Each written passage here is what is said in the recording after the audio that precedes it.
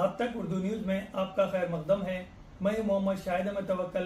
पेश है आज की अहम खबरें।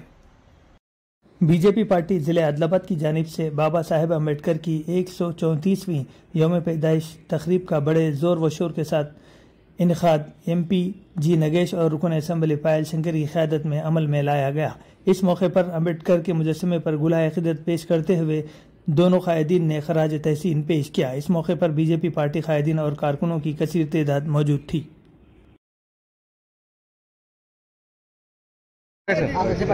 అందరికీ నమస్కారం। డాక్టర్ బాబాసాహెబ్ అంబేద్కర్ గారి 134వ జయంతి సందర్భంగా ఆదిలాబాద్ ప్రజలందరికీ ఈ యొక్క జయంతి శుభాకాంక్షలు। ప్రపంచంలో ఎక్కడా లేని విధంగా, ఏ దేశానికి లేని విధంగా గొప్ప రాజ్యాంగాన్ని ఇచ్చినటువంటి మహానుభావుని యొక్క జయంతి కార్యక్రమాలు గ్రామ గ్రామాన ప్రతి ఇంటి లోపల జరుపుకోవడం చాలా సంతోషకరమైనటువంటి విషయం। ఈ సందర్భంగా భారత రాజ్యాంగం ఇచ్చినటువంటి గొప్ప అవకాశాలను మనమంతా కూడా పూర్తిగా వాడుకునేటటువంటి ప్రయత్నం జరగాలి। ఆ రోజు ఉన్నటువంటి పరిస్థితులలో వివక్ష మనకే కాదు, అంత గొప్పగా ఆలోచించి అంత గొప్పగా చదువుకున్నటువంటి ఆ మహానుభావునికి కూడా వివక్ష జరిగినటువంటి సంగతి మనందరికీ తెలిసింది। మనమంతా కూడా గొప్పగా ఈ పరిస్థితులలో ఆలోచించాలి। ఏ వ్యక్తులైతే మనను అవమానపరిచిండ్రో, ఏ వ్యక్తులైతే బాబాసాహెబ్ని అవమానపరిచిండ్రో ఆ వ్యక్తులు, ఆ వ్యవస్థలు ఈ రోజు మన మీద మొసలి కన్నీరు కార్చేటటువంటి ప్రయత్నం చేస్తున్నాయి। ఈ విషయాన్ని ప్రతి ఒక్కరు కూడా గమనించాలి। నరేంద్ర మోడీ గారు దేశ ప్రధానమంత్రి అయిపోయిన తర్వాత పంచతీర్థాల పేరు మీద అంబేద్కర్ గారి ఆశయాలను ఏ రకంగా ముందుకు తీసుకువెళ్లాలనో ఈరోజు నరేంద్ర మోడీ గారు ఎంత గొప్పగా పనిచేస్తా ఉన్నారో మనందరికీ తెలుసు। బాబాసాహెబ్ ఇచ్చినటువంటి హక్కులతోని మనమంతా కూడా కలిసికట్టుగా ముందుకెళ్లి ఆ యొక్క విజయాలను సాధించే విధంగా బాబాసాహెబ్ అంబేద్కర్ గారు భౌతికంగా మన మధ్యన లేనప్పటికీ ఆయన ఆశయాలకు అనుగుణంగా మనమంతా కూడా కలిసి ముందుకు వెళ్దామని తెలియజేస్తూ మరొక్కసారి మీ అందరికీ శుభాకాంక్షలు తెలియజేస్తూ సెలవు తీసుకుంటున్నా।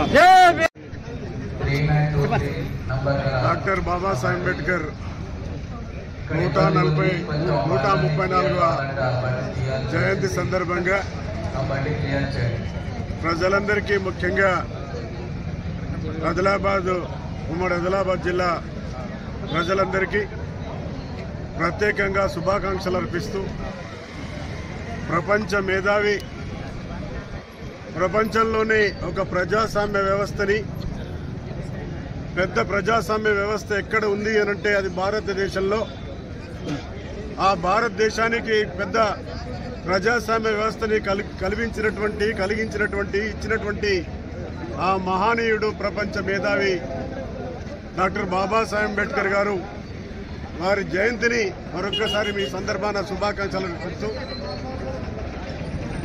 చాలా సందర్భాలలో ఎందుకంటే ఒక నిమ్న జాతిలో పుట్టినటువంటి వ్యక్తిగా మరి ప్రపంచంలోనే ఒక మేధావిగా ఉన్నటువంటి సందర్భంలో కూడా ఆయనకు కూడా మన భారతదేశ ప్రజాస్వామ్య వ్యవస్థలో ఏ విధంగా మన యొక్క అవమానాలు జరిగాయో ఈ దేశం అటువంటి ప్రతి ఒక్కరికి కూడా తెలుసు। ఆయన రాజ్యాంగ పరిషత్లో రావడానికి కూడా అడ్డుకున్నటువంటి సందర్భం మనందరికి కూడా తెలుసు। ఆయనని ఓడించి రాకుండా చేసినటువంటి వ్యక్తులు కూడా ఈ వ్యవస్థలో ఉన్నారు, శక్తులు కూడా ఈ వ్యవస్థలో ఉన్నారు। బాబాసాహెబ్ అంబేద్కర్ గారిని ఓడించినటువంటి వ్యక్తికి పద్మభూషణ్ కూడా ఇచ్చినటువంటి చరిత్ర మన దేశంలో ఉన్నది। బాబాసాహెబ్ అంబేద్కర్ ఆయనకి ఇవ్వాల్సినటువంటి భారతరత్న ఎన్ని సంవత్సరాలు ఇవ్వకుండా అడ్డుపడ్డారు। ఈ వ్యవస్థలో వాళ్ళ కుటుంబాలకు ఇచ్చినటువంటి 2-3 భారతరత్నాలు ఇచ్చి కూడా బాబాసాహెబ్ అంబేద్కర్ గారికి ఇవ్వనటువంటి విషయం ఈ దేశం ఎప్పుడు కూడా మర్చిపోదు। దళిత సామాజిక వర్గం, బడుగు బలహీన వర్గాల వారు ఎప్పుడు కూడా మర్చిపోరు। భారత పార్లమెంట్లో సెంట్రల్ హాల్లో కూడా వారి యొక్క ఫోటోను కూడా తిరస్కరించినటువంటి సందర్భం ఈ వ్యవస్థలో ఉన్నది.